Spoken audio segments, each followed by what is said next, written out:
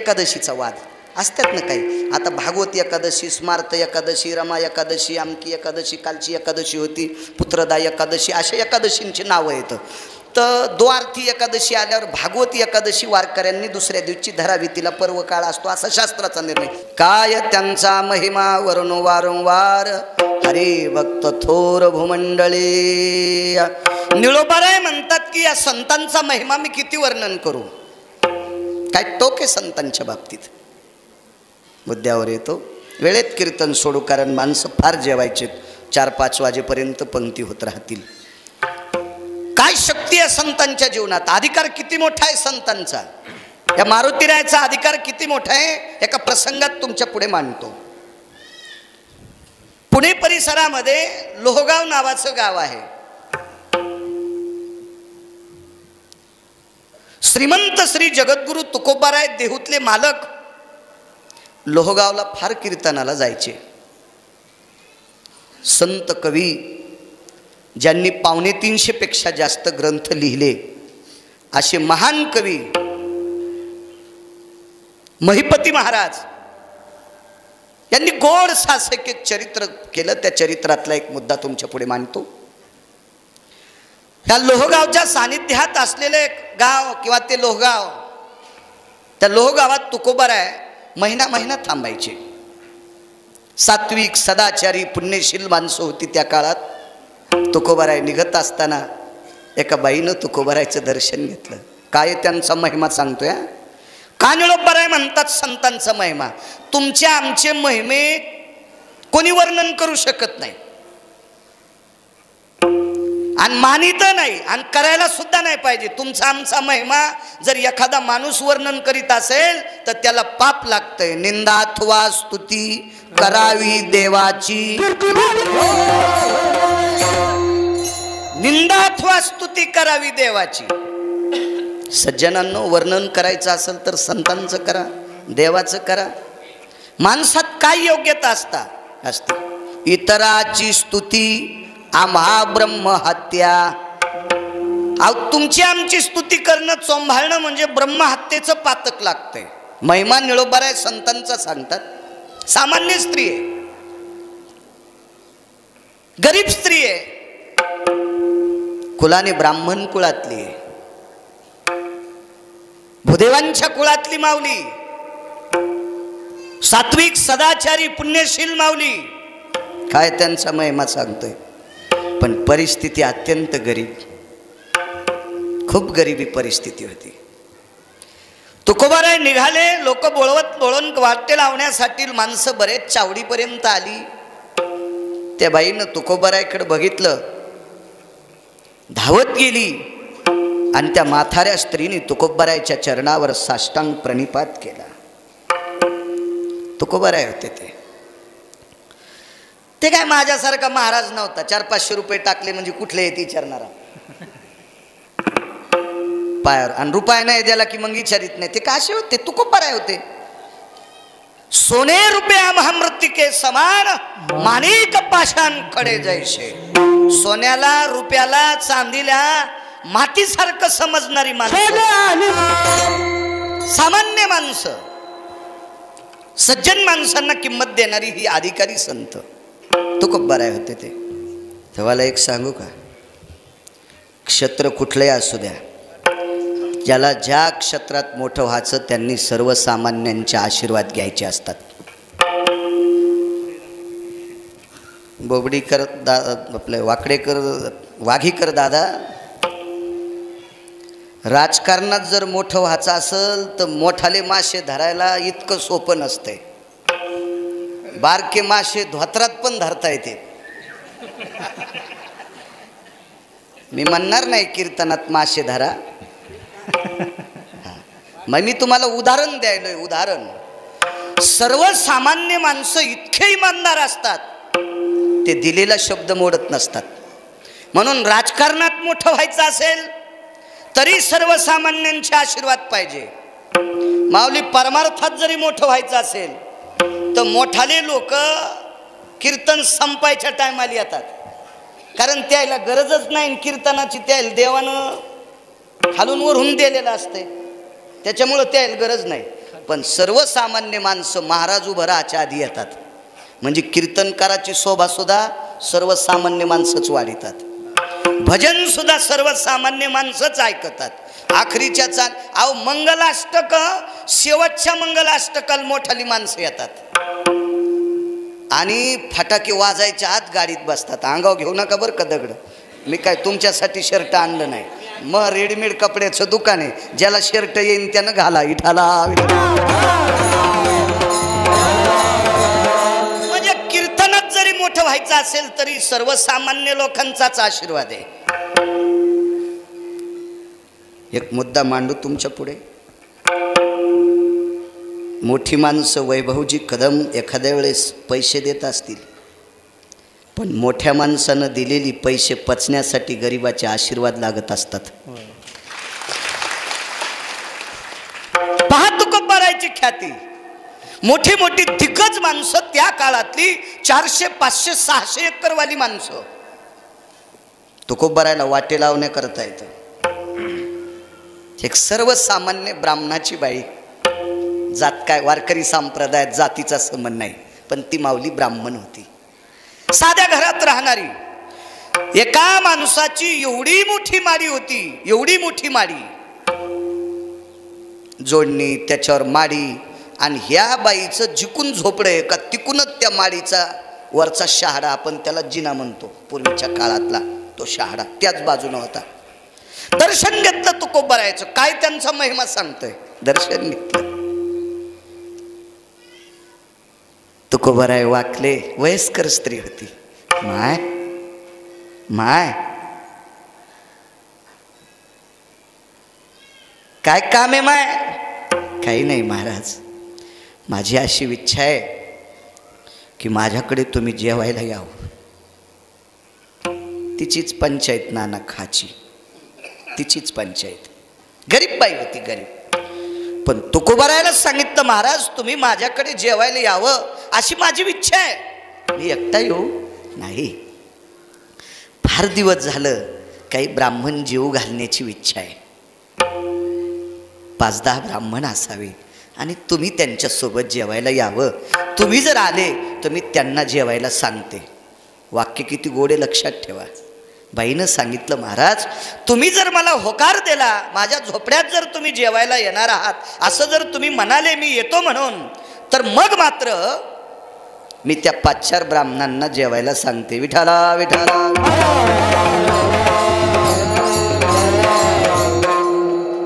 ते तुकोबाराय होते, त्यांनी भाव लक्षात घेतला त्या म्हातारीचा. ते चेहरा पाहिला, ते अंगावरचं लुगडं पाहिलं, ती परिस्थिती लक्षात आली की बाई गरीब असावी. कुठं घरे माय? तिथूनच दाखिलं. ते झोपडं माझं आहे त्या माडीच्या बाजूला, ते माझं आहे झोपडं. वा, येतो माय. कधी येऊ? मी निरोप देते, मग या. निरोप का द्यायचा होता? कारण 10-15 माणसं जेवाय पुरता शिदा जमा करायचा होता. संत कविराज महिपती महाराज वर्णन करतात, त्या बाईनं मजुरी केली. वाक्य मोठ्या लोकांचं ग्राह्य असते. मी जर म्हणलं असतं त्या बाईनं मजुरी केली तर लोकांनी मानलं नसतं. महिपती महाराज सांगतात. कोण महिपती महाराज? महिपती महाराज पांडुरंगाच्या वारीला चालले, विटेवरच्या मालकाच्या वारीला चालले. शेवटचा काळ होता, चालता येत नव्हतं म्हणून घोड्यावर बसून चालले, तर घोड्याहून निष्ठले आणि पाय मोडल्या गेले. धाकट्या वारीला विटेवरचे मालक महिपती महाराजांच्या भेटीला तिथे येतात. त्या व्यक्तीचं नाव आहे महिपती. आणि ते म्हणतात त्या बाईनं मजुरी केली. गिरगावकर नाही, मजुरी केली. 5-10 लोकांपुरता सीधा तयार झाला, निरोप दिला एका वारकऱ्याकडे. गावातल्या तुकाराम महाराजांना सांगा तुकोबारायांना की आता तुम्ही जेवायला या म्हणे. आले संध्याकाळी तुकोबाराय जेवायला आले. संध्याकाळी त्या गावात मुक्कामी आले. रात्री इतका पाऊस झाला आणि ज्याच्या घराशेजारी ह्या म्हातारीचं झोपडे, त्या बाजूची एकीकडची भिंत धाड धाड धाड धाड कोसळून गेली. जिथं झोपडे तितकी भिंत लटकली. दगडाची भिंत, पाषाणाची भिंत लटकली. म्हातारीनं सगळा शिदा जमा केला. तुकाराम महाराज येणार आहे त्याच्याकरता आदल्या दिवशी काय जेवढी जवळची ब्राह्मण असतील 5-10 तेवढ्यांना आमंत्रण दिलं त्या म्हातारीनं. 4-2 जवळची माणसं आली, पाहतात तर भिंत लटकलेली आहे, वापस गेली. तुकोबरायने एक जणाला विचारलं, का जाता वापस? काय म्हणे, जेवायला सांगितलंय तुम्हाला आम्हाला, आणि ही भिंत आता लटकली, ही जर आपल्या अंगावर पडली तर आपलं जेवण नाही. आजच्या तिथीला पुढच्या वर्षी आपलं श्राद्ध करावं लागेल, आणि कशाला खायचं हिच्या घरी, कशाला थांबायचं, काय आपल्या घरच्या भाकरी उडाल्यात का? तुकाराम महाराज म्हणले, भिंत जरी लटकली असली तरी स्वयंपाक तर म्हातारी मधात करायच लागली, करू लागली, ती मधात स्वयंपाक करू लागली. म्हातारीला या गोष्टीचं काही भान नाही. ती इतकी आनंदी होती, इतकी आनंदी होती की माझ्याकडं तुकोबराय जेवायला यायलेत, आणि त्या निमित्तानं माझ्याकडं 5-10 ब्राह्मण जेवायला येतात. याचा आनंद तिचा आकाशात मावत नव्हता. त्याच्यामुळे तिला ते काही वाटतच नव्हतं. आता ही भिंत काय लटकली का, ही पडेल का, मी मरेल का, हे लोक आपल्याकडे कसे येतील, स्वयंपाक आटपला तिचा. मंदिराकडे आली, पण ते तुकोबरायनं थांबवल्यामुळं सगळी ती ब्राह्मण मंदिरात थांबलेली होती. आणि तिथे आल्याच्या नंतर गावातल्या प्रतिष्ठित लोकांनी सांगितलं, बाई आता तुम्ही एक काम करा, हा स्वयंपाक लवकर बाहेर काढा, आपण मंदिरामध्ये पंगती बसू. तिच्या घरात एक छोटंसं देवघर होतं. त्या म्हातारीनं सांगितलं, ऐका ना, मी कुलदैवताला नाही उठवीत, माझ्या कुलदैवताच्या पुढे हे श्रीमंत श्री जगद्गुरु तुकोबराय जेवावे असा माझा निष्ठेचा भाव आहे, आणि ते जर माझ्या नशिबात नसेल तर हे शक्य होणार नाही. तुकोबरायनं सांगितलं, अगं आजीबाई तू काही घाबरू नकोस, मंदिरात नाही, आम्ही तुझ्या घरीच जेवू. तुकोबराय मंदिरामध्ये इना अडकवला, पडशी अडकवली, आणि त्या म्हातारीच्या झोपड्याकडे तुकोबराय निघाले. तुकोबरायांना वाटत होतं मालकांना देहूतल्या ही पाठीमागची सगळी माणसं आपल्या मागे येतील. पोतड्याची चवाळे आसनपट्ट्या केलेल्या होत्या, सगळ्यांना एक पोतऱ्याच्या बोंद्र्याच्या आसनपट्ट्या बसायला टाकल्या होत्या, 1-2 उदबत्त्या लावलेल्या होत्या, पात्र टाकलेली होती, केळीची पात्र. अधिक मासामध्ये केळीच्या पात्रावर आणि पळसाच्या पानाच्या पंत्रावळीवर जेवलं पाहिजे. पुण्य किती लागल हा भाग सोडून द्या, आयुर्वेद सांगते. पळसाच्या पानावर जेवल्याच्या नंतर गरम भात त्याच्यावर पडला, गरम पोळी त्याच्यावर पडली, वरणाचा गरम द्रोण त्याच्यावर जर टेकल्या गेला तर पळसाचं पान काळपट पडत असते, आणि त्याच्या शिरातला जो रस असतो का तो अन्नात उतरत असतो, आणि अन्नात तो रस उतरल्याच्या नंतर पोटातले 19,000 नाहीसे होतात. पलशास पात्रेषु भोक्तव्या अन्नपूर्णास्तते वचम उदर शूळ निवारण हितारतायाम नैवम गिरगावकर लिखितम. हे काय गिरगावकरांना लिहिलं नाही. म्हणून माऊली जुनी माणसं वेडी नव्हती, वेडी नव्हती. काही पंगत असेल, काही असेल, लग्न कार्य असेल तर 8-8 दिवसानं पळसाच्या पानाच्या पंत्रावळ्या लावायला भावकीची ज्येष्ठ माणसं येत होती. म्हणून अधिक मासामध्ये, श्रावण मासामध्ये, मार्गशीर्ष महिन्यामध्ये केळीच्या आणि पळसाच्या पानाच्या पंत्रावळी जेवल्यावर अधिक पुण्य लाभत असतं. हा धर्मसिद्धांत पुराणात आला. चला त्याच्या अजून काही बऱ्याच गोष्टीत, पण मला हे मांडायचंय. तुकोबराय मध्ये गेले, बसले. हल्ली मधात झोपडं होतं कुठंतरी, एका काडीला तिने मस्ती अडकवली, पाय धुवून तिथे बसले आणि आवाज दिला, अरे ब्राह्मण बोलवा मंदिरातले. बाहेर उभे, भिंत लटकलेली आहे, चळचळ कापायले. तुकोबरायला नाही मनात भीती वाटती, आणि मध्ये जावं तर मरणाची शक्यता. आणि पाऊस नेमकाच सुरू झाला, आता जसा सुरू झाला तसा. सगळ्याच्या लक्षात आलं, खड्यान खडा निष्ठाला, आणि या सगळ्या मोठमोठ्याल्या शिळा फाडी आपल्या अंगावर पडणार, आपण मरून जाणार. तुकोबरायने सांगितलं, अरे काय काळजी करता, काय काळजी करता रे. अरे आपला जर काल संपला असेल, आयुष्य संपलं असेल तर आपण पलंगावर सुद्धा मरू, गादीवर सुद्धा मरू, गाडीत सुद्धा मरू, बंगल्यात सुद्धा मरू. आयुष्य संपलं की सगळं संपलं. या रे तुम्ही आहे विटेवरचा मालक. येत नव्हते. तुकोबरायने आग्रह केला, त्यावेळेला सगळी जण मध्ये आली. म्हातारीने विचारलं, आमंत्रण दिलं त्यावेळेला तुम्ही सर्वजण हो म्हणालात आणि आता आलात सुद्धा आणि घरात का येत नव्हतात? त्याच्यातला एक जवळचा नातेवाईक होता म्हातारीचा. त्या नातेवाईकानं सांगितलं, आजीबाई मधात न येण्याचं एकमेव कारण जरा तुमच्या झोपड्याच्या बाहेर जाऊन पाहता का? म्हातारीनं झोपड्याच्या बाहेर येऊन बघितलं तर भिंत लटकलेली होती. तिची पूर्णी निष्ठून गेलेली होती. जिनच्या पॅन्टीवाल्याला पूर्णी कळायची नाही, जुन्या लोकांना कळती, मध्ये भरलेली पूर्णी ती निसटलेली होती. म्हातारी मधात आली आणि तुकोबाराच्या पायावर डोकं ठेवलं. महाराज, नियम नाही सिद्धीस गेला तरी चालेल, माझ्या घरी अन्नदान नाही झालं तरी चालेल, पण माझ्या घरात वारकरी आणि ब्राह्मण याची हत्या होऊ नये. आपण निघा. अन्नदान न झाल्याचं पाप लागलं तरी चालेल, पण माझ्या घरात तुम्हा कोणाला विजा होता कामा नये.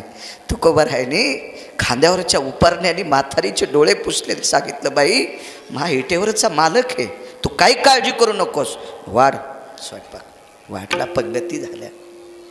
काय श्लोक असतील तिथं? आपण पंक्तीत म्हणतो असे श्लोक असतील का ते? लाल दोऱ्याचं काढीन पाणी, तुला टांगीन बेंडकुळे वाणी. असे श्लोक म्हणणाऱ्याला यम इतका हानीन, इतका हानीन, इतका हानीन की इंचभर जागा ठेवणार नाही लाल करायची. त्या बापाची जागिरी आहे का सुंबळ्या? काही श्लोक म्हणतो अलकटा मूर्खा, काही श्लोक नाही म्हणायला पाहिजे. राम लक्ष्मण हे दोघे बंधू, जेवाया बसले दही भात लिंबू. किती नालायकपण आहे. दही भात खात असते, पण दही आणि भात याच्यावर लिंबू.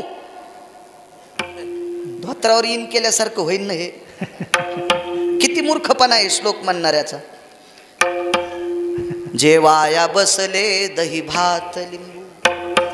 इथपर्यंत जाऊ द्या, आकलीचा कांदा त्याचा घसरला असेल, पण त्याच्या पुढचं वाक्य किती घाण आहे बघा. जेवता जेवता अपमान झाला, ताटात उंदीर रिकामी जागा करून गेला. हलकटपणा किती आहे बघा. राम आणि लक्ष्मण, राम आहे पंढरपुरातले मालक आणि लक्ष्मण कोण आहेत? शेष. शेष आहेत शेष.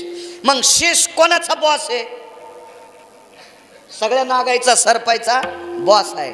आणि मग सगळ्या सरपायचा बॉस शेष, आणि त्याच्या ताटात उंदरानं लगी करायला काय त्याची मायेली आहे का उंदराची हिंमत? हे श्लोक म्हणणार मला वाटतंय जास्त गांजा उडून आलेला असावा. विठाला विठाला.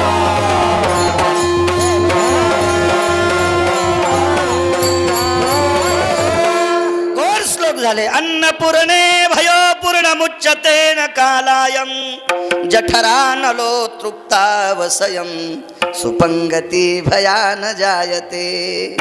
रसना प्रियांस रसरसीत सगर्भे, सपूर्णोर पारणीर जया, पूर्णाभय जठरा नलो तृप्तानाम, मखमखेषु पुण्याय. असे गोड श्लोक झाले. काय जेवली माणसं, सगळ्यांची जेवणं आटोपली. काही काहीचे उपरणे भीतीपोटी जाग्यावची सरली. चला म्हणले पटपट पटपट. म्हातारीनं त्या काळात आदला लावला होता वटकन जेवायला. आदला कळणार नाही लखन, तुम्हाला काय आदला कळणार आहे? मी बी तुमच्याच वयातला आहे, पण मला वाचायचा नाद आहे म्हणून कळतोय. आदला, दमडी, कवडी, आडका हे जुने पैसे, डबल पैसा जुने पैसे होते. म्हाताऱ्या लोकांना माहीत येते. त्या आदला लावला वटकनाला. मरणाच्या भीतीनं त्या आदला काही काहीनं जाग्यावर ठेवला. तसेच मंदिराकडे आले. तुकोबारायने सगळ्याचे ते आदले हातांना जमा केले. ते दुसऱ्याच्या धनाला हात लाईत नव्हते तुकोबाराय. म्हातारीला सांगितलं, हे अमक्या गुरुचं आहे, हे तमक्या गुरुचं आहे, हे अमक्या गुरुचा आदला विसरला आणि मंदिरात आपण नंतर नेऊन देऊ, पण आजीबाई तू जेवून घे बरं, यजमान जेवल्याशिवाय आम्हाला समाधान नाही. महाराज तुम्ही बाहेर व्हा, जेव ग माय. आणि तुकोबाराय ती म्हातारी जेवस तर थांबले. आणि मग गावातल्या निष्ठावंत 2-3 वार करायला सांगितलं, हिचं हे सगळं घरातलं साहित्य दबून जाईन रे, उचला बरं. महिपती महाराज सांगतात, तुकोबारायच्या शब्दानुसार गावातल्या एका श्रीमंत व्यक्तीनं तिला राहायला वसरी दिली आणि ही घरातून बाहेर पडल्याबरोबर भिंत कोसळली. कोणाची ताकद आहे? ही श्रीमंत श्री जगद्गुरु तुकोबारायची. म्हणून मालक पहिल्या कडव्यात म्हणतात, या देवात किती ताकद आहे सांगू तुम्हाला. आता या मारुतीरायाचा अधिकार किती मोठा आहे. ज्या तुकोबारायाच्या शक्तीमुळे पाषाणाची भिंत लटकलेली, ते जोपर्यंत माथारीला बाहेर घेऊन बाहेर येत नाहीत घराच्या बाहेर, तोपर्यंत भिंत निर्जीव पडत नाही. ही तुकोबारायची ताकद. आणि ते तुकोबाराय या मालकाला शरण जातात. शरण शरण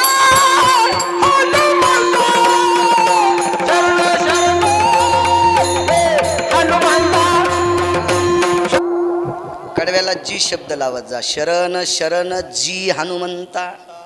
कल्पना करा, एवढी व्याप्ती तुकोबारायची आणि ते तुकोबाराय देहूतले मालक मारुतीरायाला नमस्कार करतात. त्या अर्थी अधिकार किती मोठा आहे बघा. या संन्यासी लोकांचा अधिकार किती मोठा असतो. पुन्हा एक उदाहरण ऐका, वेळेत सोडतो, 1 मिनिट तुमचा घेणार नाही. गरुडध्वज नावाचा राजा आहे, फार मोठा राजा. त्या राजाच्या मुलाचं नाव आहे शंखवेन. अधिकार संपन्न राजा. मुलीचं नाव आहे कुसुमावती. असे नाव ठुज्जा लेकरायचे. नातू झाल्यावर नाच झाल्यावर जिलाबी वाटायला आणि पेढे वाटायला दम नाही, आणि नाव ठेवायला ज्याला अक्कल नाही त्याला विचारून ठेवते. ज्याला कवडीची माया भाषेत सांगायचं म्हणजे जे सकाळी पाणी नेत नाही त्याला म्हणतात नाव काय ठेवू. त्याला आकलीचा कांदा आहे का, त्याला विचारून नाव ठेवत असतात का मूर्खायला. गरुडध्वज नावाचा राजा, शंखवेन नावाचा पुत्र, कुसुमावती नावाची मुलगी. हिचं लग्न झालं आनंद नावाच्या सत्पुरुषाशी. तो फार सात्विक होता. मला फक्त महिमा सांगायचा संतांचा, पण काय होतंय, वापशाल रान असावा, पाच शेवटीलेले असावा, नाना येठण चांगला असावा, आऊत माऱ्यात असावा, बैल चांगले असावा, आऊत हाणायला उलास येतो. कधी कधी असं श्रोते गोड आहेत आपल्या परिसरातले, सात्विक सदाचारी श्रोते आहेत, आनंद वाटतो. हा आनंद नावाचा पुत्र एका विद्वान माणसाचा होता. त्याचा बाप इतका विद्वान होता, नाव सांगत नाही, घरी गेल्या बघा, मोठाले मोबाईल आहेत तुमच्याकडे. इतका बाप विद्वान, पण पोरग थोडं बुद्धीनं कमी होतं. तर बापानं विचार केला आपला अपमान होईल म्हणून पोराला घरातून काढून दिलं. इतका नालायक बाप. त्याचा काय दोष आहे ते मतिमंद जन्माला येणं. अहो, अपत्य कर्महीन जन्माला येत असतात ते त्याच्या मायबापाचं पाप असतं. विठाला विठाला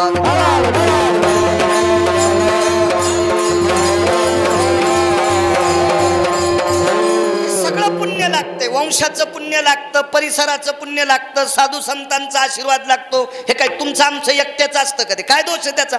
दिलं काढून. ते एवढं विद्वान झालं, इतकं विद्वान झालं, इतकं विद्वान, त्याच्या विद्वत्तेला हा गरुडध्वज नावाचा राजा भुलला. म्हणजे प्रसन्न झाला. भुलणं शब्द थोडासा वावगा ठरतोय. प्रसन्न झाला आणि मुलगी कुसुमावती नावाची वैभव देऊन टाकली. त्याला सात्विक मुलगी होती. लग्न झालं. काही दिवसाला शंखवेन नावाचा पुत्र मृत्यू पावला. सर्पदंशानं मृत्यू पावला. या संन्यासी लोकात ताकद किती याच्यावर सांगतोय. मारुतीरायसारखे लोक किती अधिकारी असतात याच्यावर सांगतोय. आपण जिथं गेलो का त्या त्या ठिकाणच्या वैभवावर वक्त्यानं बोललं पाहिजे. ही वारकरी संप्रदायाची परंपरा. ज्ञानोबाराय तुकोबारायची विटेवरच्या मालकाची वारी असेल तर त्या वारीच्या प्रसंगामध्ये, सोहळ्याच्या प्रसंगात कीर्तन कशाचंही असू द्या, 5 मिनिटं वारीवर बोलायला पाहिजे. एखाद्या महात्म्याचा समाधी सोहळा असेल, आता नामदेवरायाचा समाधी सोहळा झाला, सद्गुरू सावता महाराजांचा समाधी सोहळा झाला, असे जे ज्या ज्या काळामध्ये त्या 15 दिवसात एखाद्या संतांचे समाधी सोहळे आले की कीर्तन वर्षश्राद्धाचं जरी असलं तर 5-10 मिनिटं त्या साधूवर बोललं पाहिजे, समय जाणा ही आपल्या संप्रदायाचा नियम आहे. मग आपण मारुतीरायाच्या दरबारात कीर्तन करतो त्यांच्याविषयी आपण बोलायला पाहिजे. वक्ता जर त्या समयाला धरून कीर्तन करीत नसल तर समजायचंय आढाव कापसाचं झाड आहे, खताच्या ढिगावर उगलेलं. विठाला विठाला.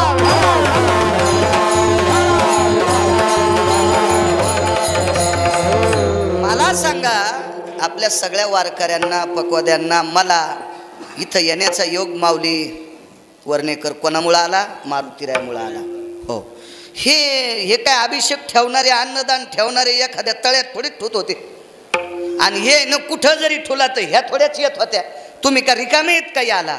2 गोष्टी आहेत, यांचं श्रद्धेचं आमंत्रण आहे एक, दुसरी गोष्ट अधिक मास महिना आहे आणि सगळ्यात महत्वाचा मुद्दा इथं मालकाचा अधिष्ठान मोठा आहे. ही ताकद आहे ना, याच्यामुळे ही सगळी लोक आहेत. ते सकाळी आमचा वैभवजींचा ना आमचा फोन झाला, ते गावाकडे होते, येतोच म्हणले, आले वेळेत. काय काय श्रद्धा असते हो काही काही माणसांची. श्रद्धा आहे, श्रद्धा आहे. कोण रिकाम आहे मामा सध्या? किती माणसं कामात आहेत सध्या, किती कामात, तरी माणसं येते. ही मारुतीरायाची ताकद बघा. तो शंखवेन नावाचा मुलगा मृत्यू पावला सर्पदंशाने. काय त्यांचा महिमा सांगतो. सर्पदंश झाला आणि मृत्यू पावला, त्याचा अंत्यविधी झाला. दुःख वाटलं, शोकांकित अंतकरण गरुडध्वजाचं. इतकं दुःख, इतकं दुःख, तो त्या मशानभूमीत जाऊन रडू लागला. तर त्या मशानभूमीमध्ये 3.5 कोटी चंडिकेमध्ये रौद्री नावाची एक देवी आहे. भलत्या देव्या आहेत ना खूप, त्याच्यापैकी तुम्ही एक नवीन देवीचं नाव आहे का? रौद्री नावाची देवी. ही पुराणातली देवी आहे. हे बोकडे गिकडे खाणाऱ्या देवाच्या पुढं नका डोके आपटी जाऊ. बोकडे खाणाऱ्या देवाच्या पुढं जे डोके आपटीते ते पुढच्या जन्मात बोकडे होणार आणि ते ईदीच्या दिवशी कापल्या जाणार. विठाला विठाला.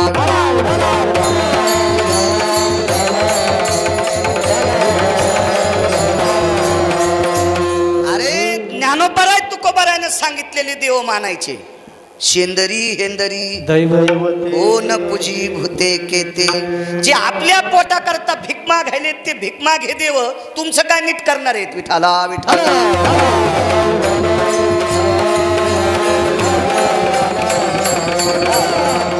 रौद्री नावाची जगदंबा आहे, पुराणात तिला अनन्य स्थान आहे. ही रौद्री नावाची देवी वाणी प्रगल्भ झाली आणि तिची वाणी वाच होऊन बोलू लागली. राजन, माझ्या मंदिराच्या पाठीमागे तू खण, तुझा मुलगा जिवंत करणारा तुला तिथं सापडेल. विज्ञान मानेल न मानेल, मी पुराण सांगतोय. आणि पुराण इथं बसलेल्या कोणाच्याच माणसाच्या आजोबा पंजोबाची जहागिरी नाही. पुराण हे अधिकारी लोकांचे. बरं जाऊ द्या, किती अधिकारी जे असेल ते सोडून द्या, पण पुराणाला देहूतले मालक मानतेत ना, तुकोबाराय मानतेत ना. मग तू म्हण तुम्ही मानित नाही, तू नालायक आहेस. तुकोबाराय जे मानतेत ते आपल्याला मानावं लागेल. पहावे पुराणे विचारोने देहूतले मालक सांगतात. पुराणात रौद्री नावाची देवी, तिनं सांगितलं, राजा माझ्या मंदिराच्या पाठीमागे तुझ्या मुलाला जिवंत करणारा प्राप्त होईल. माणसं बोलिले, उत्खनन केलं, प्रेत सापडली आणि मध्ये थोडंसं खणल्याच्या नंतर एक तेजपुंज महात्मा सापडला. पाहिलं, जटा पिंगट झालेल्या. बघितलं कोण? गरुडध्वज जी, पुत्रवंत. आशीर्वाद दिला.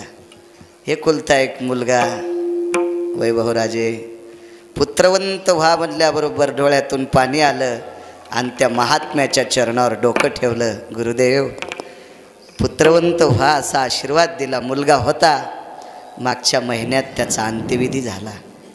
सर्पदंशानं मृत्यू पावला. अरे, आणि माझा शब्द खोटा होईल? मारुतीरायाचा उपासक आहे मी, मारुतीरायाचा उपासक आहे. त्या साधूची ताकद आहे का? मारुतीरायाच्या नित्य दर्शनाचा नियम, आणि सांगितलं, हनुमंतराय तुम्ही जेवढं ब्रह्मचर्य पालन केलं तेवढं जरी नाही करता आलं तर विश्वातल्या एकाही स्त्रीचा पदर अंगाला लागू देणार नाही, कपडा अंगाला लागू देणार नाही. इतकी निष्ठा नाना त्या साधूची. आणि देवदर्शनाला जाता जाता एका स्त्रीचा पदर लागला आणि संकल्प केला, अख्खं जीवन आता नुसती तपश्चर्या करायची. मातुड्याचं वारूळ झालं होता होता ते बुजून गेलं. पुराण सांगते मी नाही. एवढी साधना ती फळाला आली. अरे त्या मारुतीरायाचा कृपा प्रसाद लाभलेला मी व्यक्ती आहे, जियेचा अंबर स्पर्शिला काय. एक पुराण सांगते, एक पुराण वाचा कधी कधी योग आला तर. अंबर म्हणजे वस्त्र, काया म्हणजे शरीर. त्यागिली धरा जयाने, धरा म्हणजे पृथ्वीवर वरी फिरणं त्यागून दिलं आणि तपाच्या साधनेला बसला. पुत्रवंत हो असं म्हणावा. अरे कुठं केलती अंत्यविधी? बाजूला रौद्री नावाच्या देवीच्या पुढे मशानभूमी आहे, तिथं गेले, तिथली मुठभर माती घेतली आणि काय साधना मारुतीरायाचं चिंतन केलं आणि त्याच्यातून पुत्र जीवविला. गरुड ध्वजाचा पुत्र, गरुड ध्वजाचा. अष्टम स्तबकामध्ये वाचा, 8व्या क्रमांकाचं स्तबक आहे, त्याच्यात वाचा, तुम्हाला हा कथा प्रसंग ऐका येईल. परीक्षितीची जीवन उत्क्रमण क्रिया आणि हा प्रसंग त्याच्यासोबत आलेला आहे. इतकी मोठी शक्ती. कल्पना करा, मारुतीरायाचा कृपाप्रसाद असलेला एक व्यक्ती, गरुड ध्वजाचा शंखवेन नावाचा पुत्र जाळल्याला उठून बसू शकतोय. ही मारुतीरायाच्या भक्तात इतकी ताकद आहे. तर मारुतीरायात किती ताकद असेल म्हणून पहिल्या कडव्यात. सज्जनांनो कल्पना करा, काय मोठी शक्ती आहेत मारुतीराय. ज्यांचा कृपा पात्र असणारा सुजान नावाचा भट, त्याने गरुड ध्वजाचा पुत्र जिवंत करावा. ही मारुतीरायच्या भक्तात ताकद आहे. मारुतीराय किती मोठे असतील. एक मुद्दा सांगतो, आपला वेळही संपतो तेवढ्या वेळात.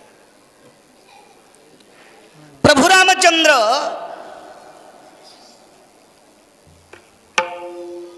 कुंभकर्णासोबत युद्ध करू लागले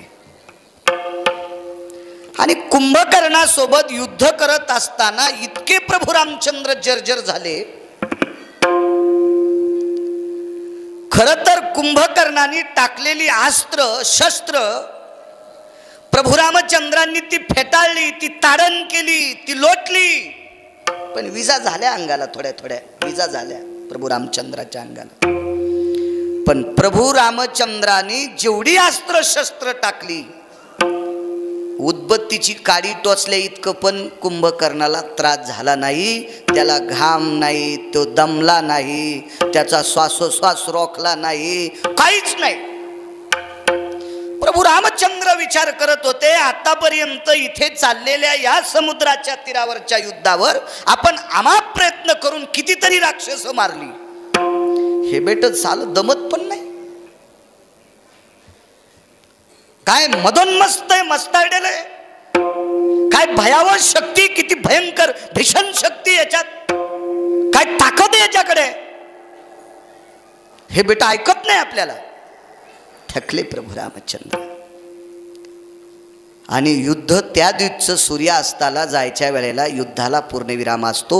अशा वेळेला भगवंताला वाटलं, आजच्या तिथीला, आजच्या दिवशी आपण सूर्यवंशात असताना सूर्याच्या प्रकाशाच्या सानिध्यात आपल्याला हार पत्करावं लागती. याचं दुःख पंढरपुरातल्या मालकाला 7व्या अवतारात प्रभू रामचंद्राला झालं. दुःख ठराविक जाग्यावर सांगता येते. तुम्हाला लय नाद असतो कुठेही दुःख सांगायचा, नका सांग जाऊ, काय फायदा नसतो. ज्या बाईला कवडीची अक्कल नाही तिच्यापाशी काऊन तुम्ही पसाभर पाणी डोळ्याचं गाळीता. तितकं जर महादेवापाशी गाळलं, तितकं पांडुरंगापाशी गाळलं, जगदंबेपाशी गाळलं, फोटो एखा तुळशीपाशी डोळ्यातलं पाणी गाळलं तर त्या प्रसन्न होत्या. ह्या येडपट बाईला दुःख सांगून, काही एक बाई एक सून अशा बाईला दुःख सांगून आली, बाई काकू मै सासू मला लयच त्रास द्याली बाई, कसं जगावं कळणं. आणि तिला सांगायली, हिनं तिन्ही सुना फुकून द्याल त्या. जिनं जित्या तिन्ही सुना फुकून दिल्या, तू कशाला सांगायली मंजुळा तिला, पाप लागन तुला. विनोद नाही. माझं मत आहे दुःख त्या व्यक्तीला सांगा जो आपलं दुःख निवारण देवा सांगू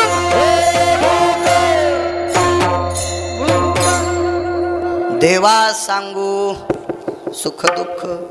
एक तर देवापुढे सांगायचं, एक तर संतांपुढे सांगायचं. आणि तिसरा मुद्दा लक्षात ठेवा, त्यानं नाही दुःख निवारण केलं तरी त्याला सांगा, त्यानं आपलं दुःख दुसऱ्याला पेरून सांगू नये. म्हणून एक मन आहे, रडून ऐकत येतं हसून सांगत येतं. अशा नालायकाला माणसांनी सुद्धा दुःख सांगू नये आणि अशा नालायक बाईला तुम्ही सुद्धा दुःख सांगायचं नाही. आपल्या दुःखाचे पंचनामा सर्वत्र चर्चा करते, अशा बाईला काय सांगायचं? ती तुमच्यापासलं दुःख रडून ऐकतील, शेजारणीला सांगती बरं झालं हिचे सुनानं दात पाडायला पाहिजे होते. किती अवघड काम. अशांना सांगायचं नाही. विटेवरच्या मालकाला दुःख आहे, प्रभू रामचंद्रांना दुःख आहे. ते दुःख शेवटच्या टप्प्यात सांगितलं इथं बसलेल्या मालकाला. मारुतीरायाला दुःख सांगितलं, पवनसुता ए हनुमंता, जी मालक, जी जी जी जी शेवटचा पुरावा जी. अरे कुंभकर्ण मला वाचू देत नाही रे, वाचू देत नाही कुंभकर्ण, जगू देत नाही मला. मारुतीराय प्रभू रामचंद्राला म्हणले, भगवान आमच्यासारखे तुमच्या पाठीमागं असल्यावर कुंभकर्णाची काय मायवेली तुम्हाला त्रास द्यायची? तितके बळकट लोक मागं पाहिजे बरं का. इतके इमानदार माणसं मोठ्या पुढाऱ्याच्या मागं असले की त्याला अडचणच नाही. आणि फुटके दूरनं वरण टाकलं, चपाती येऊस तरच वरण गळून गेलं, म्हणजे कोरडीत चपाती खाला. असे फुटके दूरनं ज्याच्या माग आहेत का त्या पुढाऱ्याचं काय खरं नसतंय. म्हणून त्यानं फुटके दूरनं संगत वाचत नाही, दिसला की उचलून फेकायचा फुटका दुरण. वागीकर दादा ऐका तिथूनच. पळसाचा असू कशाचा असू दुरण, पण फुटका नसला पाहिजे. वरण टाकलं, चपातीची वाढ येऊस तरच भातातून वरण पत्रवाळी फोडून खाली, ते दुरण कामाचा नाही. निष्ठावंत लोक पाहिजे. मारुतीरायानं सांगितलं मी पाठीमाग आणि चिरंजीव आहे, काय कोणाची मायवेली मला मारायची. आणि जर तुम्हाला मृत्यू त्या दिवशी येईल, आधी पठ्ठ्या मरेल, आधी पठ्ठ्या मरेल मग तुम्हाला मृत्यू. काय निष्ठा लोकांची आहे, काय श्रद्धा आहे लोकांची. प्रभू रामचंद्र म्हणले, हनुमंता गप्पा तुझ्या गोड वाटायल्यात रे, तुझं माझ्यावर प्रेम आहे. मालकाचा पुरावा एक आहे, रामा गड्याची आवडी मोठी, मनोन लंके पेन रे. भगवान प्रभू रामचंद्राची मारुतीरायाला आवड होती, फार आवड. म्हणून तुझ्या श्रद्धेच्या प्रेमाचे हे चुटके, ह्या गप्पा मला गोड वाटतात, पण ते मारतात मला, मी वाचत नाही. सर्व अंग स्वेदे भिजले, स्वेद म्हणजे घाम, सगळं अंग घामाने भिजलंय आणि तू काय गप्पा मारतो? ऐका म्हणे प्रभू, किती वेळ बाजू आहे आस्तमानाला? तास सवा तास. थोडंसं दम धरा म्हणे, मी पाहतो त्याची सोय. आणि मग इथे बसलेले मालक, हे मालक एका बाईकडे गेले, जाऊनही संन्याशानं बाईकडं, पण गेले एका बाईकडं. ती बाई होती सटवी. सटवी कोण असते माहिती आहे का? बायकांना माहीत असतंय सटवी. पाचवीच्या दिवशी सटवीचे चित्र काढीत असते, हळद कालितेत, आणि एका सटवीचे वरी पाय, एका सटवीचं खाली डोसकं, असे चित्र काढतात का नाही? मी काय बाळातीन झालो नाही, पण मला वाचून सांगायचा नाद आहे. विठाला विठाला.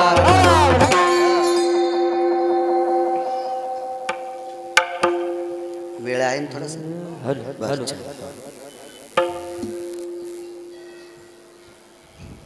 मारुतीराय एका स्त्रीकडे गेले, शेवटचा पुरावा, वेळ घेणार नाही जास्त. संन्याशानं बाईकडे जाऊ नये,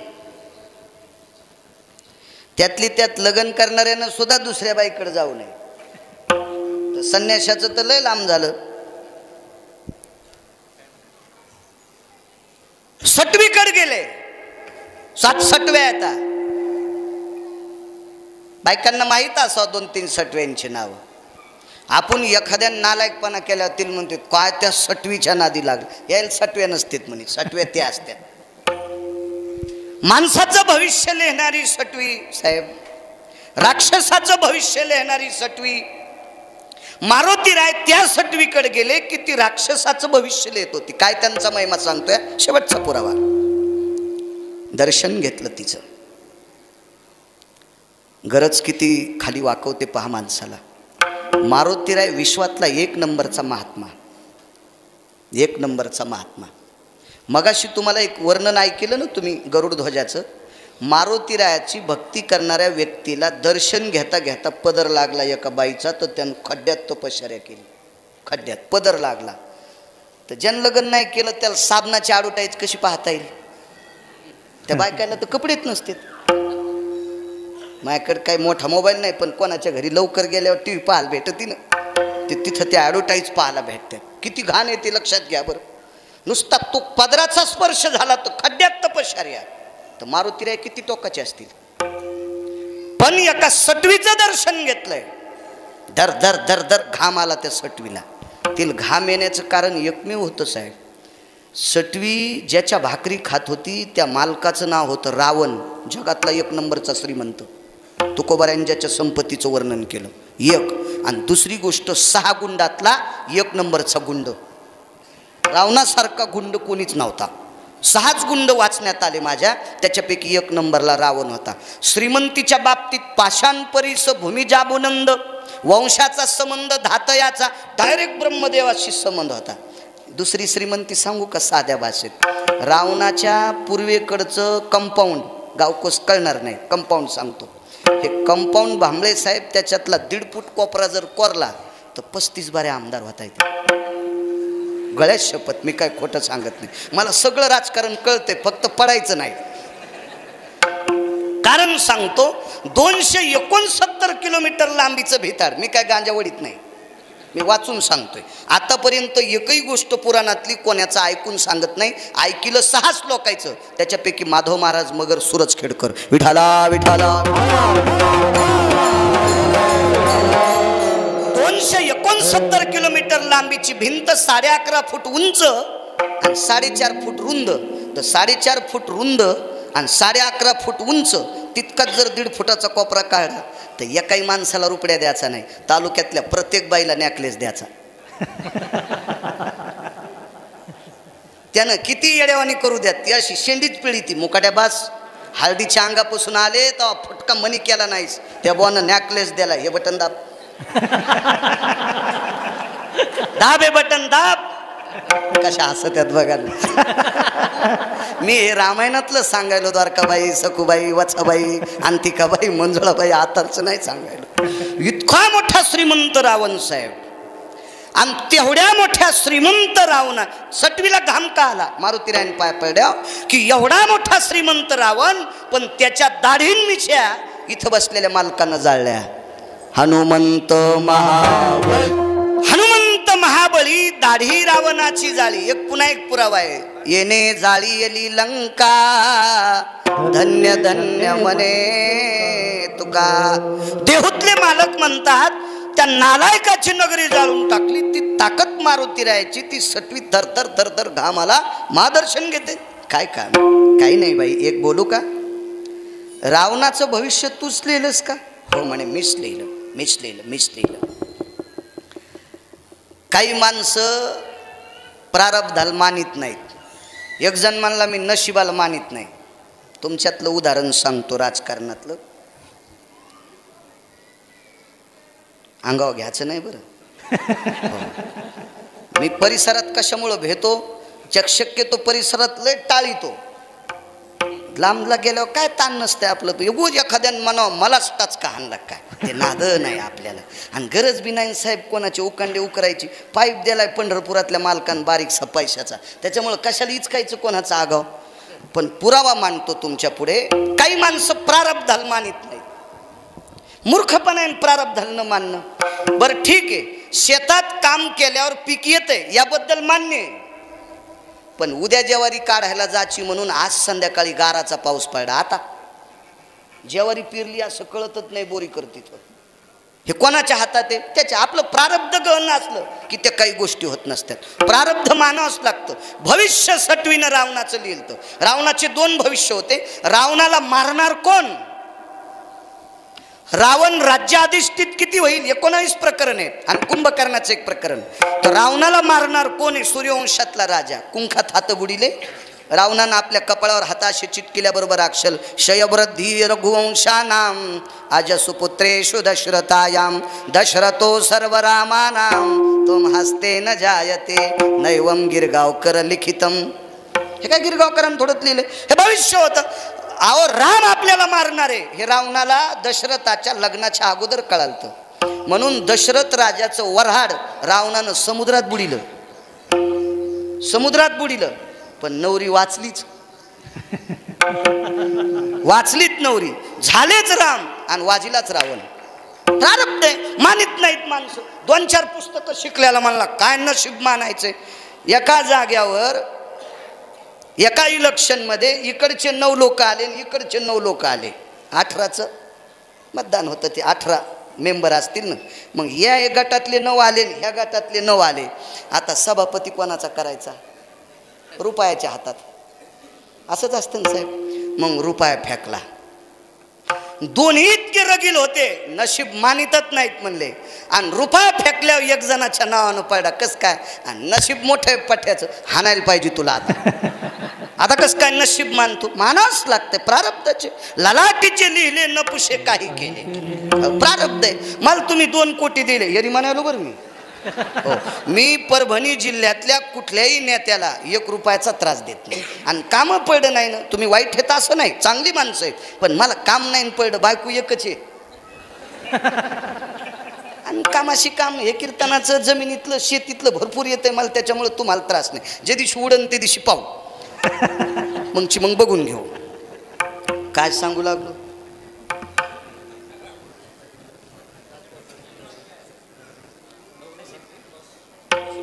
हा नशीब.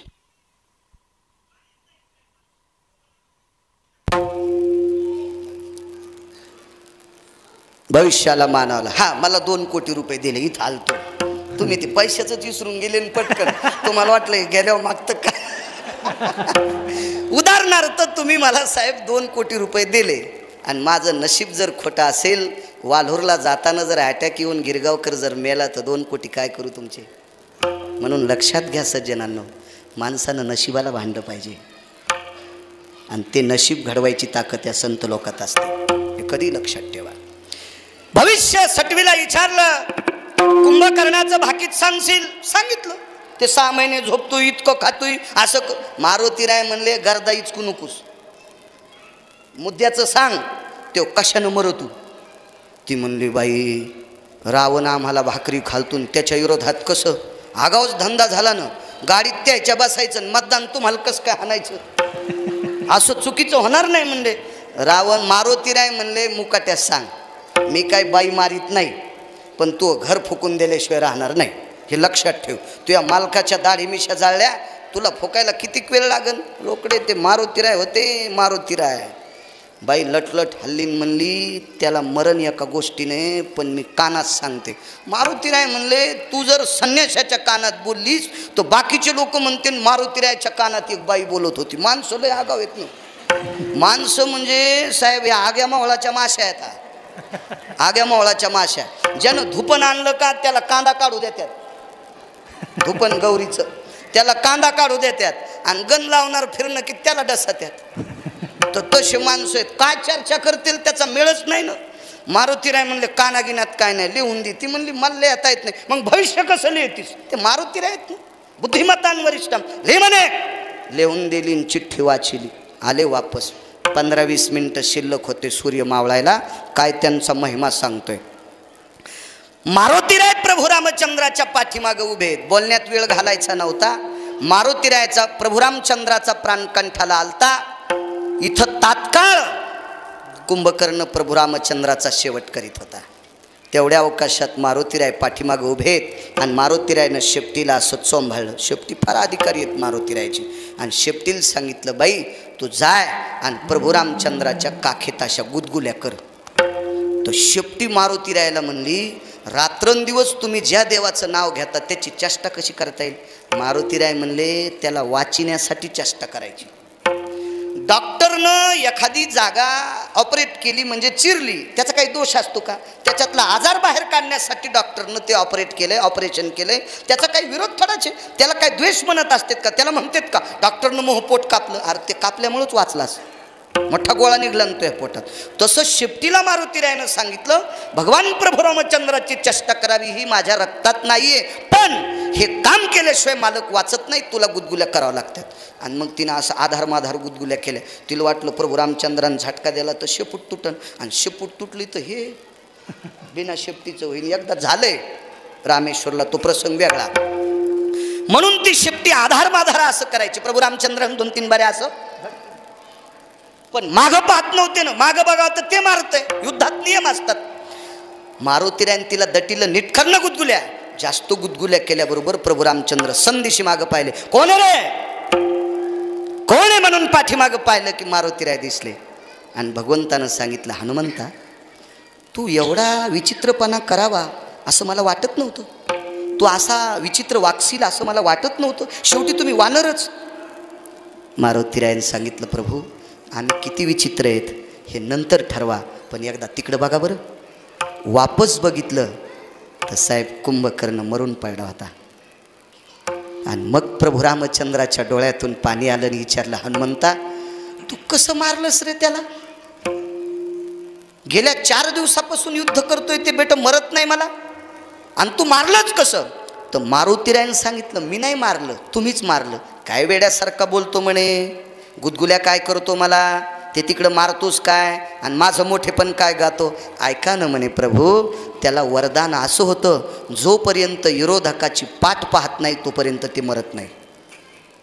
सटवीचं वरदान होतं चौधरी साहेब, जोपर्यंत विरोधकाची पाठ पाहत नाही तोपर्यंत कुंभकर्ण मरत नाही. आणि सूर्यवंशातले लोक पाठ दाखीत नव्हते, गुदगुल्याच्या निमित्तानं वापस फिरले आणि पाठ बघितली, आणि मग कुंभकर्ण मारल्या गेला. शक्ती कोणाची सज्जनांनो? या मारुतीरायाची. म्हणून माऊली पहिल्या कडव्यात म्हणतात, ही ताकद मारुतीरायांची. जर मारुतीराय त्या सटवीकडे गेले नसते तर कुंभकर्ण मृत्यू पावला नसता. हा महिमा आहे संतांचा. म्हणून काय त्यांचा महिमा वर्णो वारंवार, हरिभक्त थोर भूमंडळी. 5 ते 10 मिनिटात पूर्णविराम करू. या लोकात ताकद किती मोठी असती संतात. निळोबाराय तुकोबाराय यांचे निष्ठावंत भक्त खासदार साहेब, फार निष्ठावंत भक्त. निळोबारायांची तुकोबारायावर इतकी निष्ठा इतकी निष्ठा इतकी निष्ठा की त्यांनी पंढरपुरातल्या मालकाला एकदा वापस केलं. येथे तुझ लागी बोलाविले कोणी, प्रार्थिल्या वाचोनी आलासी का. हे जगदानंद कंद जगतपतये, तुला आमंत्रण नाही, तू आलास कसा? देवाला म्हणाव, देवाला. त्याच वाक्यात एक वाक्य अभंगात, निळा म्हणे आम्ही नोळखोजी देवा. तू मोजक्या वेळात सांगतो. का म्हणतात निळोबाराय संतांचा महिमा? 2 पुरावे बारीकशे देतो. एक आपल्या जिल्ह्यातला देतो आणि एक पश्चिम महाराष्ट्रातला देतो. संताजी महाराज नावाचे एक संत होऊन गेले साहेब. त्यांचा व्यवसाय होता घाण्यावर तेल काढणे साहेब. तेल व्यवसाय होता. माणसांनी व्यवसाय केला पाहिजे. मोठ्या महात्म्याचं उत्तर भारतातल्या एका संतांचं वाक्य, हरि का नाम पेट का धंदा न करे वो मूर्खांदा. मिळेल त्या वेळात भजन करायचं. कापसाला, गव्हाला, ऊसाला, ज्वारीला शेतात काम करताना सोडून काम बंद करून जर भजन करीत असेल तर मूर्ख. काम संपल्यावर भजन करायचं. कामामध्ये काम काही मना राम राम. मालकाचा पुरावा आहे. हे काम करून भजन करायचं. नवऱ्याला डबा द्यायचा सोडून जर तुळशीला येडे घालीत असेल तर ती बाई चुडेलीन. नवऱ्याला जर डब्बा त्याला ऑफिसला जायचा असेल, राजकीय क्षेत्रातला असेल, तो शैक्षणिक क्षेत्रातला असेल, व्यापार क्षेत्रातला असेल साहेब, किंवा भजने असेल, कीर्तनकार असेल, नवऱ्याला गडबडीत निघायचं, त्याला डब्बा द्यायचं सोडून ती म्हणली जरसं थांबा, नाही तर तिकडं डबरोट्या खा, मी तुळशील पाणी घालायले. तू तुळशील पाणी नाही घातलंस, तू ह्यातून शेपुडीत काही फरकच नाही. तुळशीला लुचलंच समजायचं. मी साध्या भाषेत सांगतो, त्याचा पुरावा आहे. भरतारे वचम भोक्तव्या यतम यत परमार्थो निपुणस्थितो कामिनी अजायाम भयस्थिता नैवम गांजा कसम लिखितम. मालकाच्या पोटाची व्यवस्था न करता जास्त तुळशीला येडे घालती ती आजा म्हणजे शेळी आहे. मालकाचा पुरावा आहे. गिरगाव करम नैवम लिखितम आपलं लिहिणं नाही. सगळ्यात मोठा परमार्थ, बाईनं आपल्या नवऱ्याची सेवा करायची. जी बाई नवऱ्याच्या दिवसात एकदा पाया पडते का, तिनं भारतातल्या कोण्याच महाराजाच्या पाया पडायचं नाही. तुम्ही ऐकताल मो, तुमच्या जिल्ह्यातला आहे, तुम्ही ऐकताल, तुम्हाला नाही पटलं तरी ऐकताल, पण परमार्थातला विद्वान माझी कॉलर धरून विचारीन, बाळ्या कशाच्या आधारावर बोलतोस? आधारावाच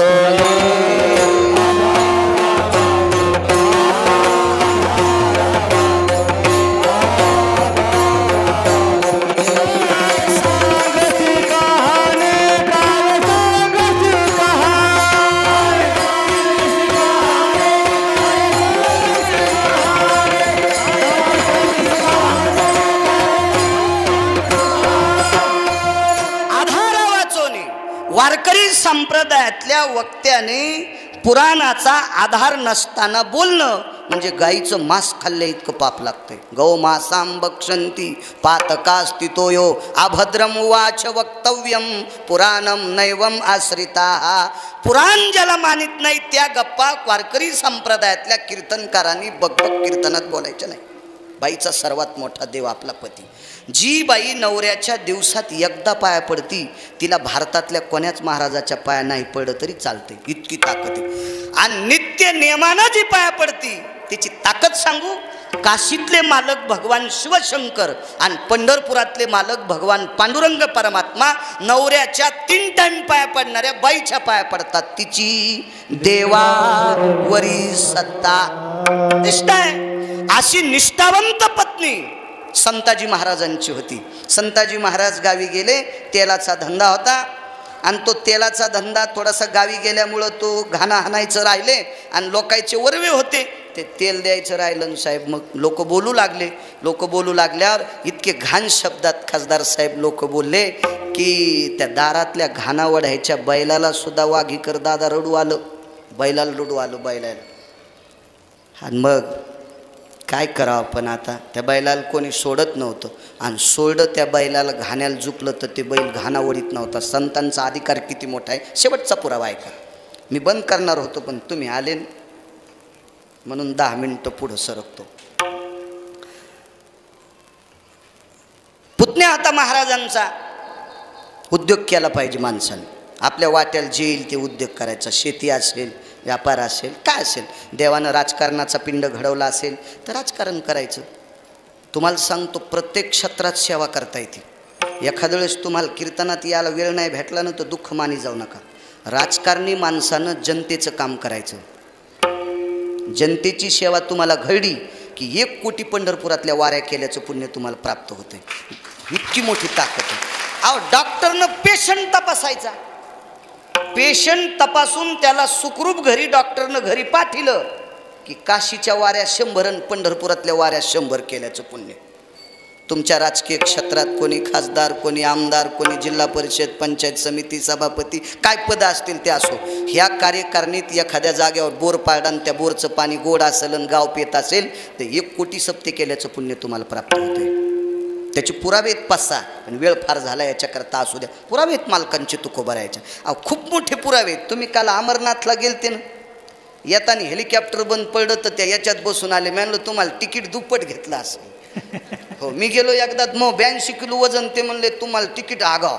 तर ते म्हणले खरंच माझ्याकडून मी 3000 आगाव घेतले. मग बी 82 किलो आहे, मी रोज बाहेरचं खातो, कसं कमी वजन होईल? विठाला विठाला. काही काही परमार्थ इतके गोड आहेत पण आपण ते करीत नाहीत. मोल देवनिया धाडी वाराणसी. एक साध्या भाषेत सांगतो, एखाद्याला जर काशीला जाल भेटलं नसेल आणि आपण त्याला 1500 रुपये दिले आणि त्याला काशीला धाडलं, मेला आला अर्ध पुण्य, तिकडं मेला तरी आपल्याला अर्ध पुण्य, वापस आला तरी अर्ध पुण्य.